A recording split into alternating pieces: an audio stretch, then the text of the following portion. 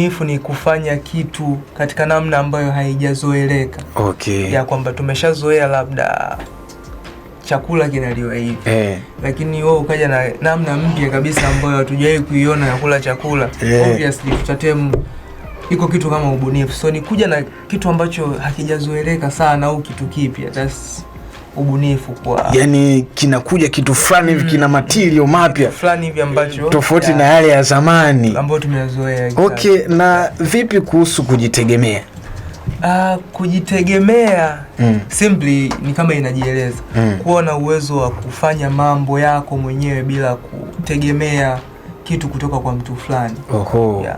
Kwa hiyo wewe sasa hivi unajitegemea? Kwa sasa hivi naweza kusema najitegemea kama kijana. Hongera sana. Asante sana. Sababu kijana mpaka kujitegemea na umri kama wako kidogo, unajua ni ile kwanza ugali wa mama wa baba, enzeni baada ya kwanza kupata mshahara huko mbeleni. Nisiwatishe sasa vijana najitegemea lakini pia kuna part ya wazazi. Kuna part ya wazazi exactly. Yeah. Okay. Yeah.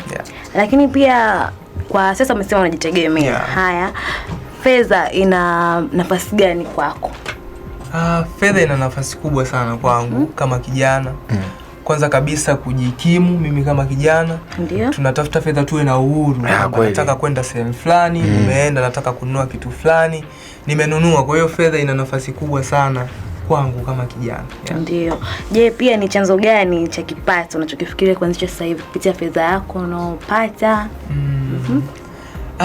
Mimi sio mtu wa kuweka wazi sana my next plans.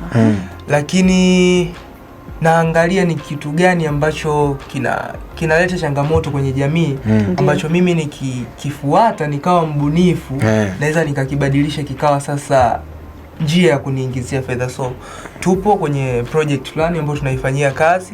Singeweza kuisema hapa. Lakini ni kama changamoto kwenye jamii, lakini sisi tumeona ni njia nzuri ambayo tukienda kusolve ile changamoto basi itakuwa ni njia ya kuingiza kipato on the next few days. Yeah. Lakini pia ubunifu wako. Hapo unatatua matatizo gani? Ubunifu kwanza mimi ni mjasiriamali. Sijajitambulisha vizuri mwanzoni. Mimi ni mjasiriamali na brand ya nguo. Inaitwaje? Hapa inaitwa Chosen, lakini ndio wametengeneza pia t-shirt ambayo nimeivaa hapa imeandikwa Saved and Blessed. Kwanza kabisa tuliona tatizo kwa sisi vijana. Mimi ni Mkristo, nimeokoka by the way, nampenda Yesu. And tuliona vijana wengi hawatoki mbele kusema kwamba wameokoka, ni kama aibu kusema kwamba mimi nimeokoka. Wanaona wataonekana huyu wa wapi, huyu shamba, unajua. Kwa hiyo tukaona sawa, mmeshindwa kusema basi mvae. Sasa tumetengeneza hizi t-shirts na ujumbe mbalimbali. Ni moja wapo tu. Kuna zingine zinasisitiza mambo ya maombi, kuna zingine zinasema Jesus is King. Kwa hiyo directly tu hujasema, lakini pretty girls pray, that's it. Okay. Lakini wewe unadhani nafasi ya fedha kwako ni nafasi ya ngapi? Yaani fedha ni kitu cha ngapi kwako wewe? Hilo swali ni tricky kwa kiasi chake, lakini kwetu sote nafikiri Mungu anakaa namba moja. Kuna familia na vitu kama hivyo, lakini fedha sijui niiweke wapi. Ila ina nafasi kubwa sana kwenye, yani sijui niiweke wapi kwenye ranking, lakini fedha ina nafasi kubwa sana. Unadhani kila changamoto inaweza kutatuliwa na fedha? Hapana. Sio kila changamoto inaweza kutatuliwa na fedha. Kwa sababu kuna changamoto kama mambo ya mental health. Kuna matajiri wakubwa duniani lakini unapata taarifa zao kwamba they are not okay mentally. Kwa hiyo kuna matatizo ambayo yanabidi upate more physical and emotional help kuliko financial help. Kwa hiyo kuna sehemu fedha inafikia tamati. Lakini pia ni kosa gani la vijana wanafanya kupitia ni makosa mabaya kutumia fedha? Kwa upande wangu mimi nikiwemo sasa, kwa sababu mimi kijana. Kwanza kabisa tuna matumizi ya fedha kuonyesha maisha ambayo pengine bado hatujayafikia, you know. Nataka nivae kiatu kikali, nataka nivae nguo classic, lakini bado sijafikia zile level. Kwa hiyo naweza nikasema hilo ni moja kati ya kosa ambalo tunalifanya kwenye matumizi yetu ya fedha. Lakini pia sisi kama vijana na mimi nikiwemo tunakosa budgeting. Lakini niongezee tu hapo na kwa wazazi ambao wanatusikiliza sasa hivi, nafikiri kuna changamoto kwenye upande wa elimu ya fedha kwetu sisi watoto. Mimi nimekuwa nafundishwa mambo ya kwenda kanisani and I've been very good kwenye upande huu. Lakini kwenye kukua kwangu sijafundishwa kwamba Blaze inatakiwa uweke budget, Blaze inatakiwa uwekeze, Blaze hela inatumika hivi na hivi. Kwa hiyo inanipa shida mimi sasa hivi. Nimekuwa hela inaingia lakini chapu imepotea kwa sababu sina misingi ya fedha. Kwa hiyo kwa wazazi ambao wanatusikiliza sasa hivi, kwa wadogo zetu pia, basi kama ambavyo mnatujali kwenye kutupeleka kanisani, kutupeleka shule, nafikiri kuna nguvu pia inatakiwa iwekwe kwenye kutufundisha fedha kiundani. Lakini kwenye upande wa umesema kwamba wewe ni mjasiriamali na unafanya na una brand zako za nguo. Unaweza kuona namna gani kwa nini vijana wanashindwa kuanza kama ulivyoanza? Ana idea nzuri, anataka kufanya kitu fulani, anamtaji, lakini haoni aanzaje. Yani kwa nini wanaogopa kuanza kama ulivyoanza sasa? Mimi nafikiri it's more of mindset. Vijana wengi tuna ile mindset kwamba mpaka nifikishe labda milioni 1 labda mtaji ndio nianze kufanya biashara. Lakini ukweli ni kwamba hauhitaji pesa nyingi sana kuanza hiko kitu ambacho unakianza. And kama ulivyosema kaka, vijana tuna mawazo ambayo kama tungedea kuyaweka kwenye uhalisia, tungekuwa mbali sana. Hapa nchini kwetu Tanzania ndo that kuna watu ambao wametangulia mbele za haki as we are talking, lakini wamefariki na mawazo makubwa ambayo pengine yangebadilisha dunia kabisa. Lakini they didn't want to start. Labda walikuwa wanasubiri wakati sahihi, walikuwa wanasubiri wafikishe kiwango fulani cha fedha. Lakini kwa upande wangu mimi haijawa hivyo. Mimi naamini kwenye kuanza, alafu kila kitu kitakaa sawa as you go. Sasa tuwasaidie kwa wale vijana ambao wanatamani kuanza nao. Labda kwa wewe ulivyokuwa unaanza, ulianza na mtaji kama wa shilingi ngapi kwenye hiyo brand yako? Labda tuseme ya nguo, ulianza na mtaji kama wa shilingi ngapi? Ili hata kama kijana na hela kama ya kwako anaogopa kuanza, basi take action, yaanze. Kwa upande wangu mimi, biashara ya kubini, kwanza nimeanza kufanya biashara tangu nikiwa form 1. Kwa hiyo ni kitu ambacho kipo ndani yangu. Nilikuwa naanza na feli, asara kila wakati form 1, yani huoni kitu ambacho unaingiza, lakini sikukata tamaa.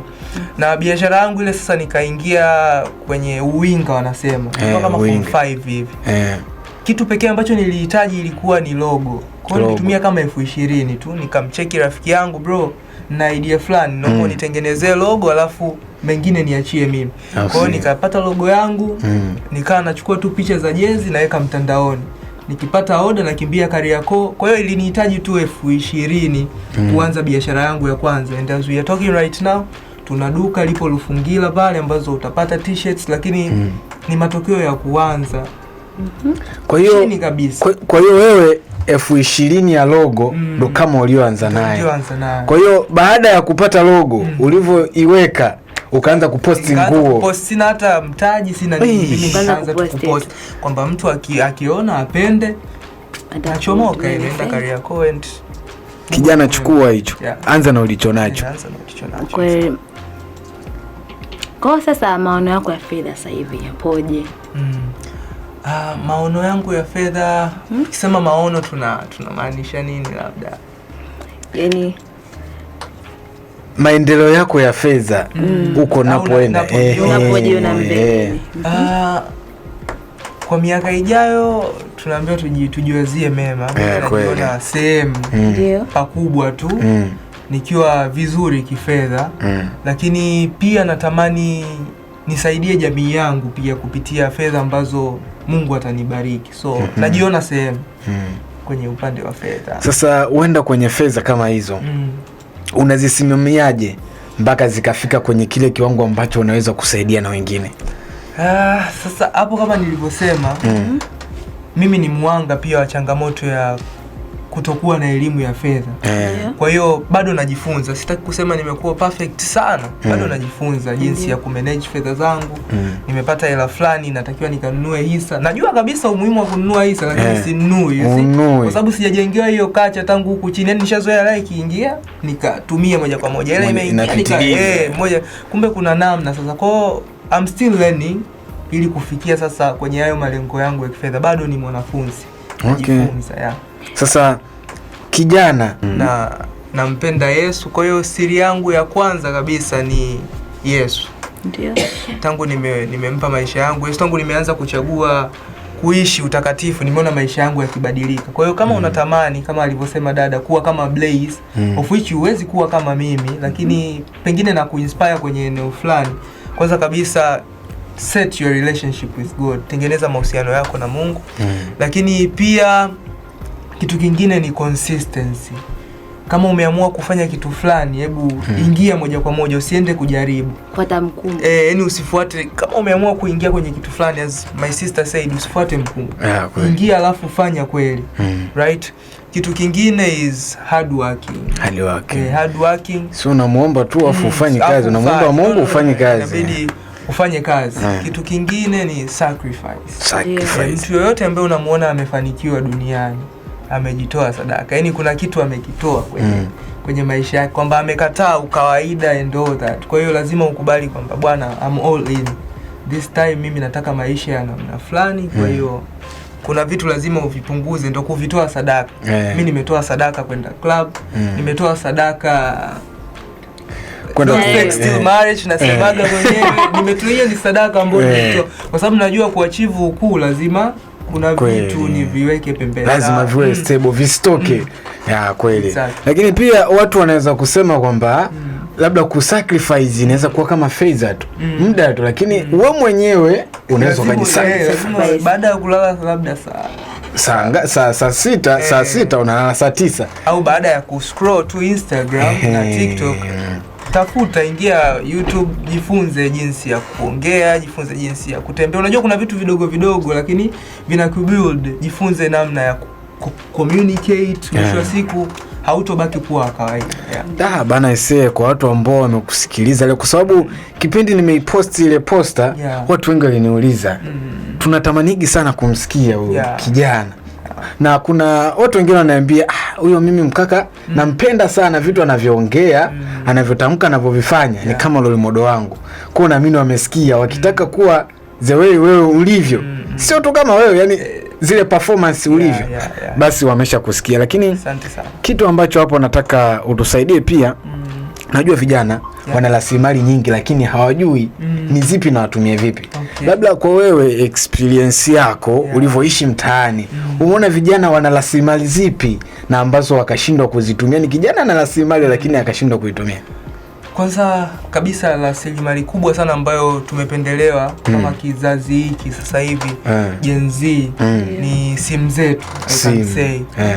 Hao wote nafikiri ambao wanakuambia mimi wananifuatilia labda ufuote kwa Mungu, nafikiri wameniona kupitia hizi simu. Kupitia simu. Wala hatujai kukutana wala so I took advantage of my phone. Kwa hiyo moja kati ya resources kubwa sana ambayo tunayo sisi kama vijana na tunaweza tukaitumia kubadilisha maisha yetu, simu zetu. Mimi nafikiri sio mara ya kwanza tunakutana sasa hivi. Tulikutana kwenye conference moja sehemu. Ulikuwa unatumia simu yako kuonyesha kipaji chako cha uandishi wa habari na vitu kama hivyo. You see, you took advantage of that. So vijana, hebu tutumie simu zetu vizuri. Tusitumie simu kupotoka, bali tutumie simu kujijenga. Una kipaji chako, use that phone, show us and it will pay you one day. Lakini wewe unadhani kwa sababu vijana waga wanatamani kuwa kama wewe, labda kwenye mitandao ya kijamii, kwa sababu unasema vijana watumie mitandao ya kijamii vizuri, huenda labda waga kuna DM waga zinakudm kwamba brother anahitaji kuwa kama wewe, au unaweza kukutana na wewe, vitu hivyo vipo? Vitu ni kawaida na sio peke yangu, wengine hata wewe, my sister Neema hapa. Labda waga unachukuliaje zile DM za watu ambao wanahitaji kuwa kama wewe? Kwanza kabisa mimi binafsi as I said, mimi sikuwa kijana huyu ambaye unaniona sasa hivi miaka michache nyuma. So as I said, nilivookoka ndo nikaona mabadiliko makubwa sana. I saw transformation kwenye maisha yangu.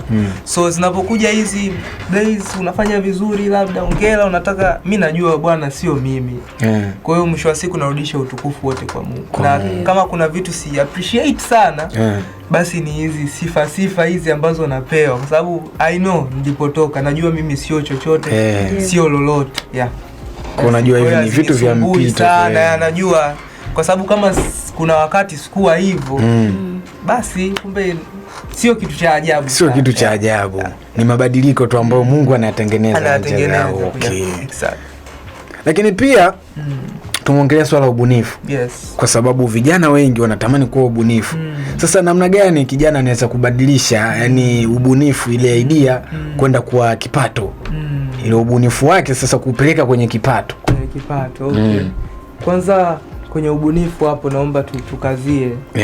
Iko ndo kitu pekee ambacho kinakutofautisha wewe na mimi.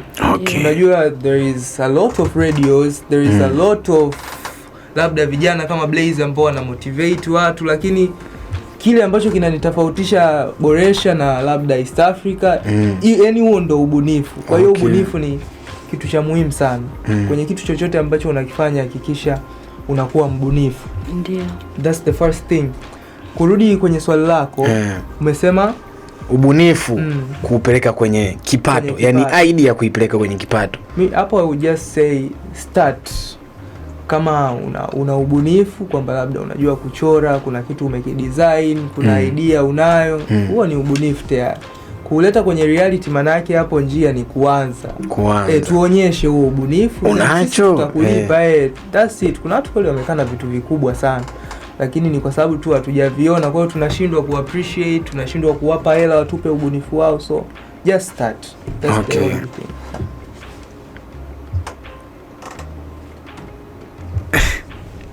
Unadhani labda vijana wa Kitanzania kwa sababu waga tuna mawazo makubwa labda na collaborate na watu wa nje kama nyie mafounder labda, lakini pia si founder wa Impact Makers. Sasa kijana anatamani collaborate na mtu wa nje, lakini sasa njia ile ya kupata mawasiliano ya mtu wa nje inakuwa ni ngumu. Labda wewe umeshawahi labda labda ulitumia njia gani ili kuwasaidia vijana wengine waweze kujua hata kama kitaka kumtafuta mtu ampate kwa njia rahisi?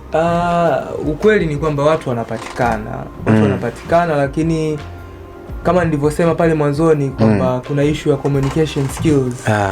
Watu wanapatikana, watu wa nje wa Marekani, mtu yoyote ambaye unataka kumreach, ukifuata utaratibu ni rahisi sana kumpata. Lakini vijana wengi unakuta anamtafuta mtu alafu anaanza na hey, hello, hamalizi. Yani unajua watu wapo busy sana. Kama una shida ya mtu, siku hizi tena tuna hadi hizi AI. Naenda mpe idea yako, nataka kupresent nini, tuma email, tuma full message ambayo imenyooka. So tujifunze tu communication skills, watu wanafikika, collaborations zinafanyika. Lakini siri nyingine ni tuwe na cha kuonyesha pia. Tunataka ku-collaborate na watu wa nje, au pengine hata kaka zetu na dada zetu hapa nchini ambao wametuzidi. Hatuwezi kwenda mikono mitupu kwamba mimi nataka tu ni collaborate na wewe, then what, au una nini wewe, mimi nafaidika nini hapo? So tujitahidi vijana, hebu tuwe na kitu pia na sisi cha kuonyesha. Hizi connections zitakuwa rahisi sana. I can give you an example. Sio kujisifu au vipi, lakini I get people labda kutoka Kenya, kutoka Rwanda, they want us to do something together, lakini ni kwa sababu na kitu cha kuwaonyesha, kuna kitu wamekiona ambacho kweli wanasema tunaweza tukafanya kitu. Kuna ile unawatafuta wewe, afu kuna ile wanakutafuta wewe. Exactly. So kwa kuna mtu anaweza kumuona Neema au wewe, mna kitu cha kuonyesha tayari kwamba you people can, kuna sehemu mnakutana. Mnaweza tukafanya kitu fulani tukiwa pamoja. Sasa una kitu alafu unataka Sasa unadhani mitandao ya kijamii inatuathiri vipi kwenye swala la ubunifu na matumizi ya fedha kwa ujumla? Yaani mitandao ya kijamii sawa ni fursa, lakini inatuaffect vipi sasa kwenye aidha ubunifu au matumizi ya fedha? Kwenye effect manake kuna pande mbili, faida na hasara. Sasa mimi nataka hasara kwa sababu tumeshaelezea mitandao ya kijamii inaweza tuconnect na watu na nini. Sasa tunatamani kufahamu zile hasara ambazo zinaweza zikapatikana kwenye mitandao ya kijamii kutokana na ubunifu na matumizi ya fedha? Hapo kwenye ubunifu naweza nisiwe na majibu mazuri sana, lakini kwenye upande wa fedha nafikiri tunaona sisi wote jinsi ambavyo mitandao inatulia hela zetu. Ukikaa vibaya, yani ukikalculate hela ambayo umetumia kwenye bando bila hizi wifi na nini, kaka ungekuwa hata na kiwanja Bagamoyo sasa hivi, right? Lakini kwa tunaona usipokuwa makini sana utakuta mitandao inakulia hela nyingi sana. Okay. Lakini pia kuna kitu kingine ambacho vijana wengi wamekuwa wakijiuliza. Watu wanaendesha magari, umeona? Sio kwamba wana fedha nyingi, lakini wanatamani kujua kati ya mtu kuwa na fedha na mtu kuwa na mafanikio. Hem, tuambie kidogo, mtu aliyefanikiwa na mtu mwenye fedha hapo kidogo Gen Z wanachanganyikiwa hapo. Mtu mwenye mafanikio yupi na mtu mwenye fedha anakaa upande gani? Ana mafanikio au ni ana fedha tu? Swali zuri na gumu. Mafanikio mimi binafsi naona sio fedha tu. Kwa sababu mwingine mafanikio yake ni kuwa na watoto. Yeye akishakuwa na watoto basi amefanikiwa. Mwingine mafanikio yake ni awe tu na degree. Yeye anaona ndo ameshafanikiwa. Kwa hiyo sioni kama ni vitu vya kuvifananisha sana. As long as ukiwa na hela kaka, tutajua tu na hela. Kwa hiyo hela na mafanikio sioni kama vina link sana. Okay. Lakini mtu anaweza kawa na fedha lakini hajafanikiwa. Sasa hapo ndo tunarudi tena kwenye definition ya mafanikio kwenye maisha yake. Kama yeye definition ya mafanikio kwenye maisha yake sio kuwa na hela, basi huyo mtu hajafanikiwa hata kama ana hela. Okay.